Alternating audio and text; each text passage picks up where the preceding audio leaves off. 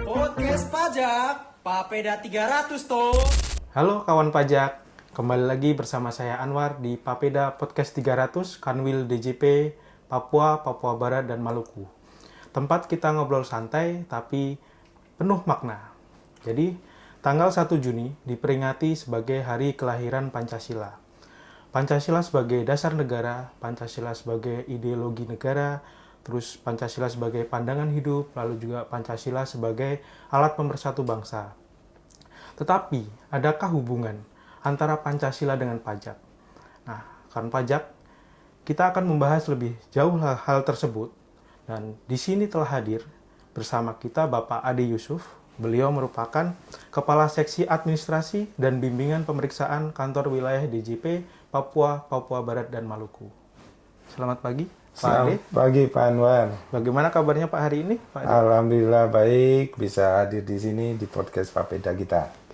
Oke, ya jadi kita semua sebagai warga negara Indonesia tahu Pak, Pancasila ada 5 sila. Betul. Tapi bagaimana nilai-nilai Pancasila tercermin dalam sistem perpajakan di Indonesia?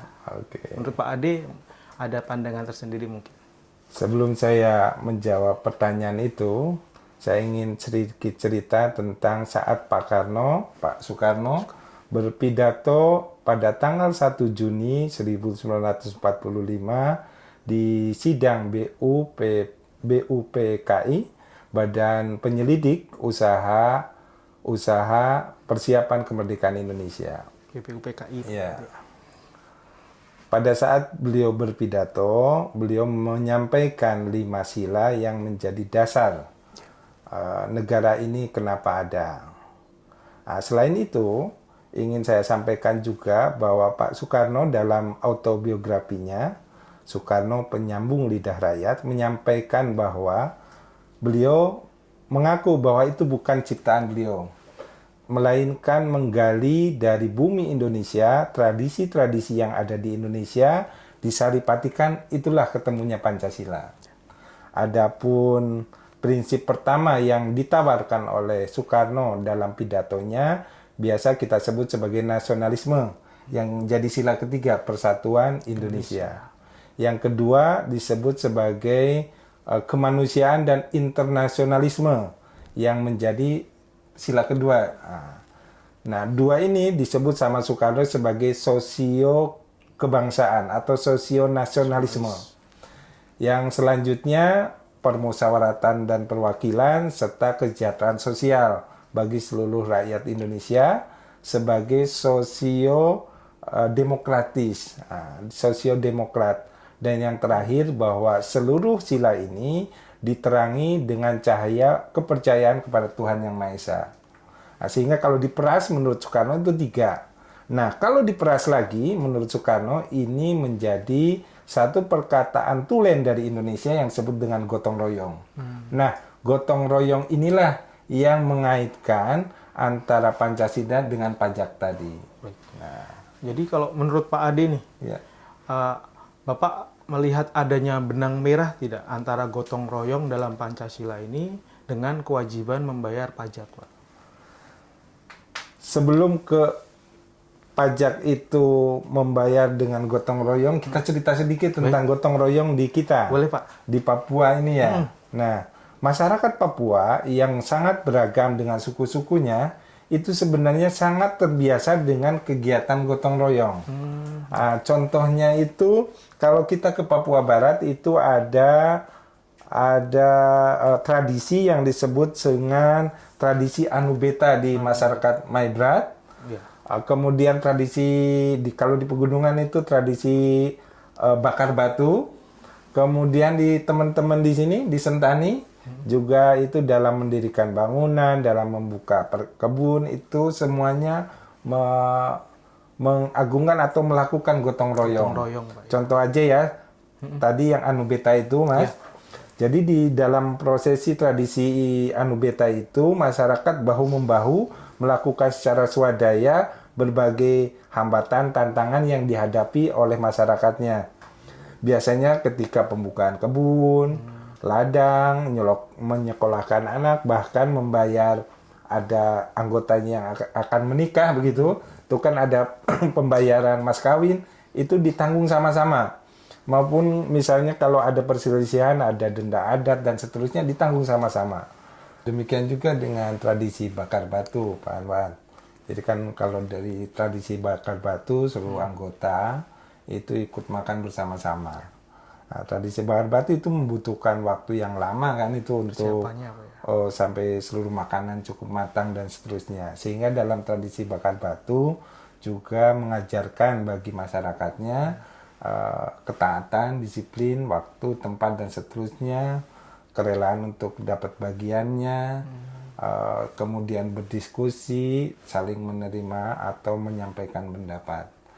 Jadi dua tradisi ini sudah menggambarkan bahwa di Papua kegiatan gotong royong aja sudah terbiasa dengan sendirinya. Apalagi kalau dekat kita nih ada masyarakat Sentani di Jayapura, itu juga menggambarkan. Contoh dalam masyarakat Sentani ketika membuka lahan perkebunan misalnya begitu dengan cara istilahnya itu persekutuan. Artinya seluruh anggota klan atau anggota adat membuka lahan secara bersama-sama. Kemudian dibuat petak-petak, dibagikan sesuai dengan anggota keluarga. Bahkan ketika panen pun hasilnya itu dikumpulkan bersama-sama. Bahkan ada pembagian untuk istilahnya itu untuk yobu, yoholong atau masyarakat umum. Yang diutamakan adalah untuk para janda dan anak yatim piatu, yaitu alona fafa. Sehingga kebiasaan untuk saling berbagi, saling bergotong royong sebenarnya sudah sangat terbiasa di masyarakat kita termasuk di Papua ini.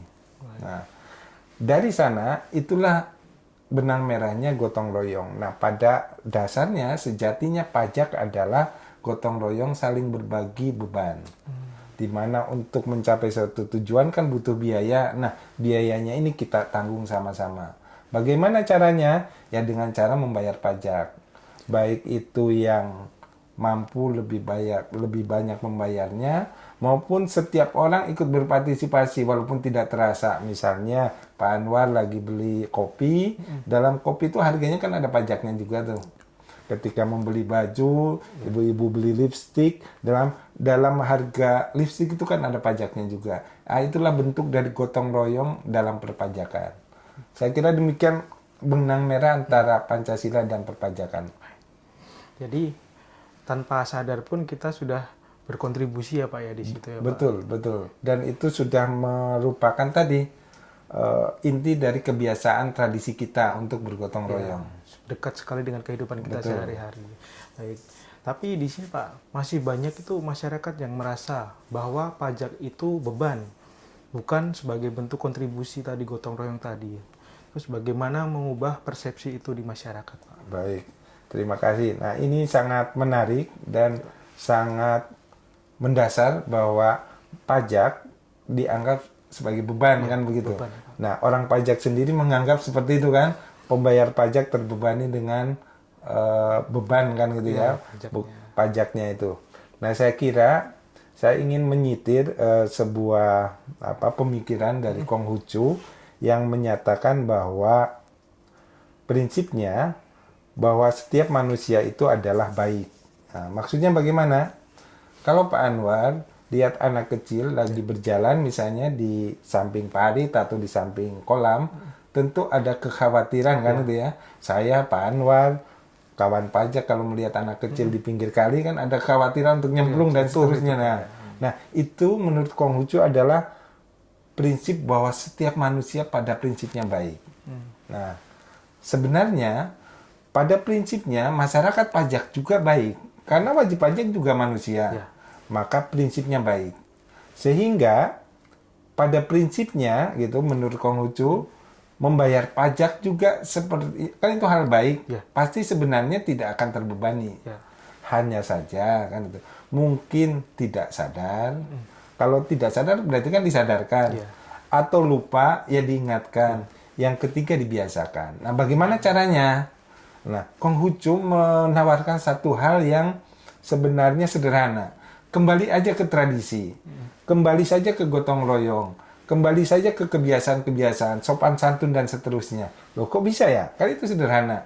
Masa orang sopan santun jadi bayar pajaknya jadi bagus? Menurut Konghucu justru itu dasarnya. Minimal ketika orang baik, itu akan mudah diarahkan untuk lebih baik. Nah, maksudnya bagaimana? Ketika orang kembali ke tradisi, ketika wajib pajak kembali ke tradisinya masing-masing, menghormati orang tua dan seterusnya, maka hasilnya adalah akan mematuhi undang-undang, apapun undang-undangnya, termasuk perpajakan. Nah, sehingga tantangan kita semua adalah untuk kembali ke tradisi, kembali ke nilai-nilai dasar yang dipunyai leluhur kita yang sebenarnya baik, sehingga apapun yang dikeluarkan tidak lagi merasa beban. Bahkan itu menjadi kebaikan bersama tadi, gotong royong. Bayangkan teman-teman di Sentani, waktunya habis untuk membuka lahan dan seterusnya, itu tanpa beban, tanpa menjadi beban, karena untuk kebaikan bersama. Itu mungkin yang pertama.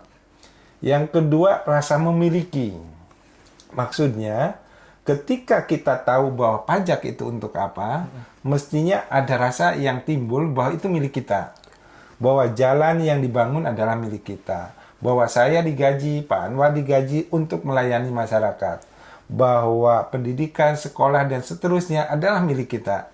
Kalau saya punya sepatu, misalnya, hasil jerih payah sendiri, maka akan saya rawat nih, supaya tidak cepat rusak, dan seterusnya.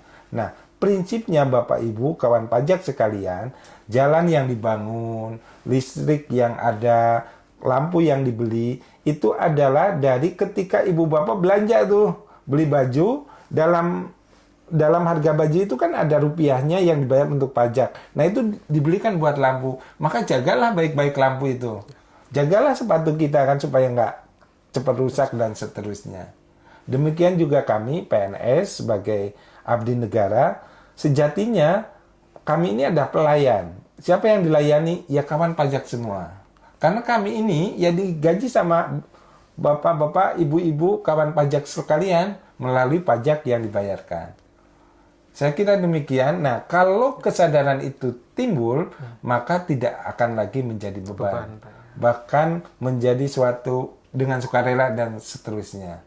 Nah, itu saya kira pesan dari siapa namanya tadi, Konghucu, yang bisa kita aplikasikan dalam kebijakan kita dalam perpajakan. Sehingga kita pun nanti melihat wajib pajak tidak lagi sebagai yang tadi tidak baik, pengen menyembunyikan dan seterusnya. Karena pada prinsipnya semua orang adalah orang baik. Oke, kurang lebih demikian mungkin Pak. Ya, siap, Pak Anwar. Jadi sebenarnya ini tantangan terbesar dalam menerapkan sistem perpajakan yang berlandaskan Pancasila atau nilai-nilai Pancasila itu apa sih menurut Pak Ade? Saat informasi yang deras saat ini, kemudian peraturan perpajakan yang semakin kompleks, teknologi dan seterusnya, maka setidaknya ada 3 hal yang menjadi tantangan. Yang pertama adalah masalah komunikasi. Seringkali apa yang digariskan oleh kebijakan, peraturan disalahpahami kan itu ya, oleh penerimanya. Contoh, ketika kita menerapkan konteks, kan gitu, prinsipnya adalah teknologi memudahkan pekerjaan, kan begitu. Tapi dipahami sebagai keributan yang baru, kan gitu. Nah, mungkin ini masalah komunikasi kita dengan kawan pajak, dengan para pembayar pajak yang lebih baik lagi. Itu tantangan pertama. Yang kedua, derasnya informasi juga menjadikan sumber informasi tidak hanya dari orang pajak aja, kan orang lain juga ada. Maka perlu membina ekosistem perpajakan termasuk teman-teman dari akademisi dan seterusnya untuk saling menguatkan tentang tadi gotong royong itu. Nah, yang kedua tantangannya adalah bagi pegawai pajak, bagi institusi pajak adalah pintar-pintar melihat keadaan ekonomi lah. Prinsipnya kalau secara teori begitu, jadi teringat saya perkataan dari Ronald Reagan, kalau ekonomi naik, pajakilah. Kalau ekonomi turun, subsidilah. Artinya apa? Artinya kita harus pandai-pandai melihat keadaan perasaan ekonomi masyarakat. Maka ketika perasaannya ini ekonomi bagus, pajak akan sendirinya punya peran. Tapi ketika merasa turun, jangan pada saat itu pajaknya dipajakin dengan Tinggi. Pak. tinggi dengan intensif gitu. Karena perasaannya akan semakin beban pajak kan gitu. Nah, itulah tantangannya untuk membaca keadaan ekonomi itu. Dan yang ketiga adalah secara prinsip pemajakan itu kan harus convenient. Artinya nyaman. Orang membayar pajak itu dengan nyaman kan gitu. Nah, kita harus pintar-pintar mencari kapan nyamannya wajib pajak untuk membayar pajak.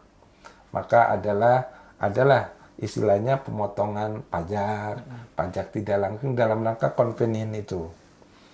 Saya kira itu 3 hal mungkin yang menjadi tantangan kita saat ini. Tantangan kita, Pak ya. Jadi sebelum kita tutup obrolan kita pada podcast episode kali ini, mungkin Bapak bisa menyampaikan satu pesan pada kawan pajak di hari lahir Pancasila ini, apa yang ingin Bapak sampaikan kepada kawan pajak seperti itu. Baik, kawan pajak, salam Pancasila. Nah, untuk penutup saya ingin mengutip perkataan Soekarno tentang gotong royong tadi.